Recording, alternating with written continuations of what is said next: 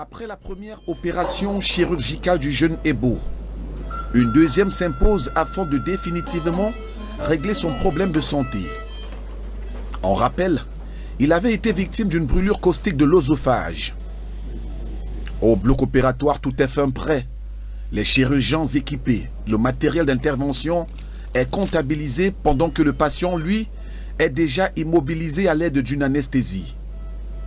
Les spécialistes peuvent, bien après, ouvrir le thorax et se mettre à pied d'œuvre. Laser, ciseaux, compresses, fils, aspirateurs y passent dans la poitrine de l'adolescent profondément endormi. L'anesthésiste est au contrôle des paramètres. Pendant ce temps, en salle d'attente, l'inquiétude et l'angoisse se sont emparées de la mère du petit Denis. Mais elle reste tout de même confiante. Since that he went for his operation, well, I've not cried. I'm struggling to encourage myself so that the devil will not take advantage of me, because if I begin to put sadness, cry on my face, I'm sure it's going to cause a lot of things. But what I do is I've done a lot of singing. I've praised God and I've prayed again to God that God take control, because this is the second operation that this child is going inside the 3 months. So I just put everything into the hands of God. I did not shed tears, but I keep everything in me by praising God and praying to God that God should make it to be a successful one. Depuis le début du triste événement qui a frappé son fils, samedi, la mère affirme n'avoir reçu le soutien d'aucun des siens. Elle est toute seule au chevet de son fils, malgré son handicap datant de plus d'une vingtaine d'années aujourd'hui. Since I'm in the hospital, I have my family in Muyoka. I also have my family in Douala. But I've done a lot of call for help. That's for somebody to even come and assist me to be with the child. I find out that no one can come and help me. But I encourage myself to be beside the child, because firstly, it's my child.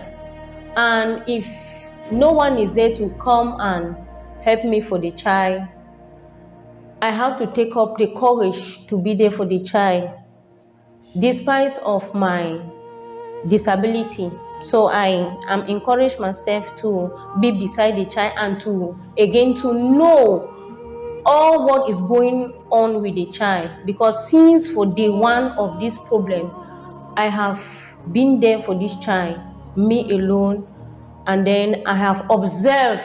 I know everything. If the child is behaving funny or if the child is fine, I know everything. So I still put on courage to be around the child. Yes, because being in the hospital, there's some situation that you don't tell somebody to come and help you. The person, in the family, have to have the heart of coming to see you or coming to assist you. But I want to say that if that is not happening, I don't know if because of the amount that how the hospital is asking, but that is making them to stay behind, because a lot of them that are staying behind up to today, even to come and visit me, is a problem. I find out that maybe it's a problem to them. So I take up courage to take care of my child. Au bloc opératoire, il y a de l'activité autour du patient. La partie d'œsophage sténosée, brûlée, est segmentée, enlevée et remplacée. Au bout de 4 tours d'horloge, l'intervention est presque achevée. Le patient est recousu, le matériel recompté. Quelque temps plus tard, l'équipe d'anesthésistes peut passer à la phase de réanimation. Nous en profitons pour avoir des indications sur ce qui a été réalisé.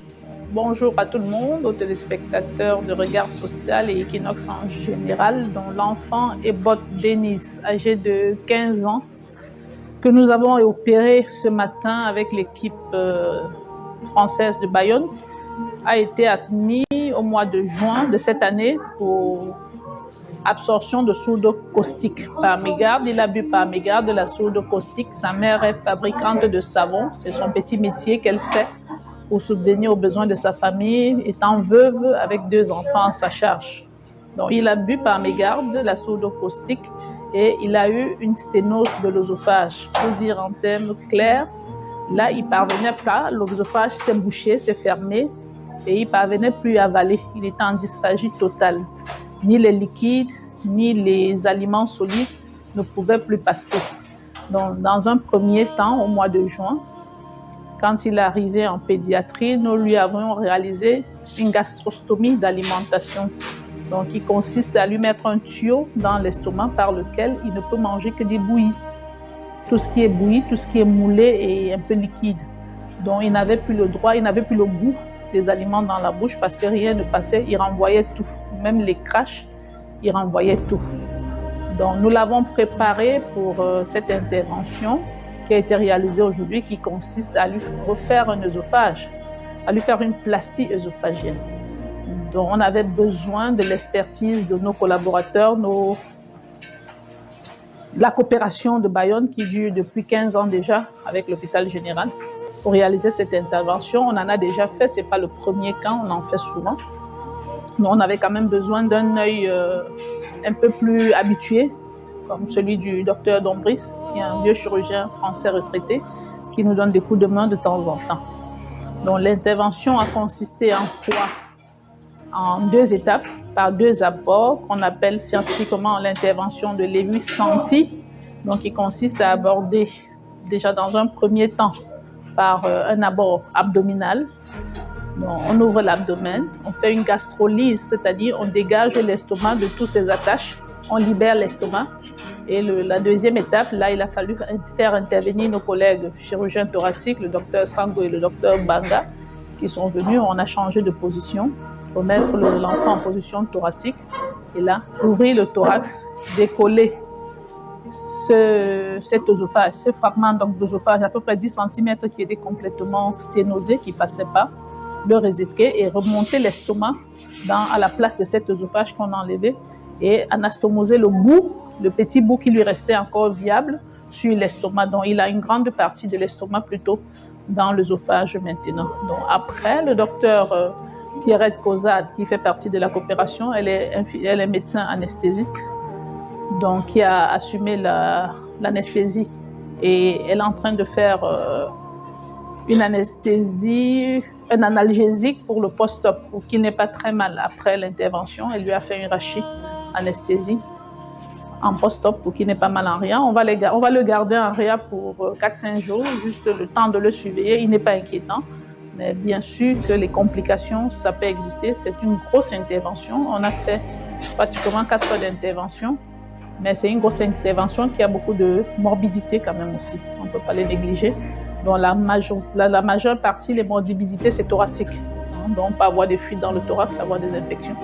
Une médiastinite, on peut avoir un saignement, on peut avoir un lâchage de suture où on est obligé de revenir. Mais bon, on croise les doigts pour ce petit, ça s'est bien passé, on n'a pas eu de gros soucis particuliers. On espère que ça se passera bien. Si tout marche comme prévu, d'ici mardi prochain, on va lui faire un examen qu'on appelle le TOGD, un transit. On lui fera boire de la barite et vérifier en radio que tout passe bien, il n'y a pas de fuite. Et si on a de bons résultats mardi, dès ce mardi, là, il commence à s'alimenter. Après 3-4 jours, donc il a maxi pour 10 jours, il pourra sortir de l'hôpital. Ben, là, on a fait 2 types d'anesthésie. On a fait l'anesthésie générale au départ pour faire l'intervention. Et là, on a fait une anesthésie locale-régionale pour la suite, pour les douleurs post-opératoires, l'analgésie post-opératoire. On a fait une rachis anesthésie. Donc, on a fait 2 types d'anesthésie. Une anesthésie générale, il a été complètement endormi pour faire l'intervention proprement dite. Et le docteur Pierrette Cozade a refait une rachis anesthésie juste pour prévenir les douleurs, pour anticiper sur les douleurs. Donc, théoriquement, il ne devrait pas avoir mal pendant 24 heures. Il ne saura même pas qu'on l'a touché pendant 24 heures. Ben, moi, je ne parlerai pas déjà d'évacuer, moi, je parlerai déjà de la prévention d'abord. Là, je rappelle, et je l'ai dit la dernière fois lors de la première interview, les sténoses caustiques de l'œsophage devient un problème de santé publique. Nous, on en reçoit beaucoup. Moi, j'ai dit la moyenne, c'est 2 enfants par mois. 2 enfants par mois qui prennent quoi? Qui prennent soit de l'acétone qu'on utilise pour les ongles, soit de l'eau de javel, soit de la soude caustique, soit des produits phytosanitaires, que surtout pour ceux qui habitent dans les zones d'agriculture. Donc ça, par contre, il faut que les gens sachent que c'est très dangereux et que ça détruit des enfants et des familles. C'est des enfants qui ne sont plus scolarisés parce qu'ils ne mangent pas, parce qu'ils sont tout le temps en train de cracher. Socialement, ce n'est pas vivable pour eux. Maintenant, les évacuations, ça se fait au Cameroun. Là, on l'a fait au Cameroun. Ce n'est pas le premier cas, je vous dis. Ce n'est pas parce que nos coopérants sont venus. J'ai dit, on a besoin de leur expertise. Nous, à l'hôpital général, on a une équipe de viscérale. On est 2 viscéraux. On a une équipe de chirurgiens thoraciques et une grosse équipe d'anesthésie-réanimation. Ça se fait. Comme le docteur Dombris, malheureusement, n'a pas voulu beaucoup parler. Chaque fois, il nous dit, je ne sais pas pourquoi je dois venir, parce que ça, vous le faites déjà. Je ne sais pas pourquoi, mais bon, c'est parce qu'on est bien habitué avec lui, on veut quand même avoir l'œil, parce que quand il est là, il nous laisse travailler, il nous regarde faire. C'est pas, il est juste là pour nous rassurer, mais ça se fait. On peut ne pas évacuer, vraiment, ça se fait. Juste à la sortie du bloc opératoire, le docteur Massom va tout de suite rassurer la mère du petit Denis sur le bon déroulement de l'intervention. Le sourire peut désormais se lire sur les lèvres de Samedi. Il ne nous reste plus qu'à vous dire merci à tous. I want to appreciate all the doctors that has made it possible for this operation. I want to really appreciate. I really want to appreciate Dr. Massom to put in all her effort to see that this child should be fine. Because I came to discover, even without no person telling me, that Dr. Massom is a good doctor, because I observed Dr. Massom to be somebody with a good heart, especially when Equinox brought the one that they have. It was not all the money. When I went to the cashier, they rejected me. They told me that the money that they are asking is not this amount.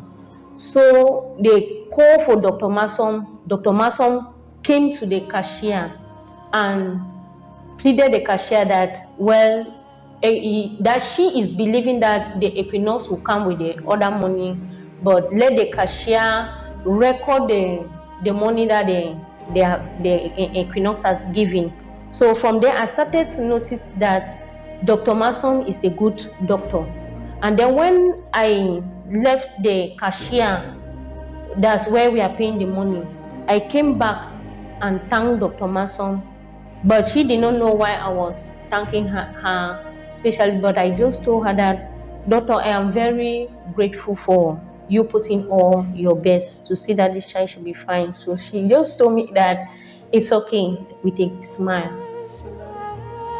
Because if it was another doctor, maybe with that small, they will not want to hear from me.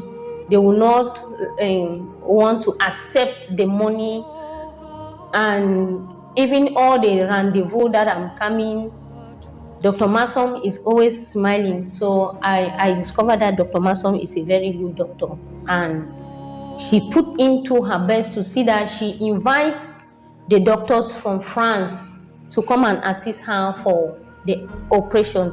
She's a very good doctor, and I want to really thank all the doctors, even the ones in France that came for the help of the child, to see that the child should be fine. I want to really see that God should really bless them mightily, even in their next generation, that their children's children. God should always remember their good heart and bless them mightily.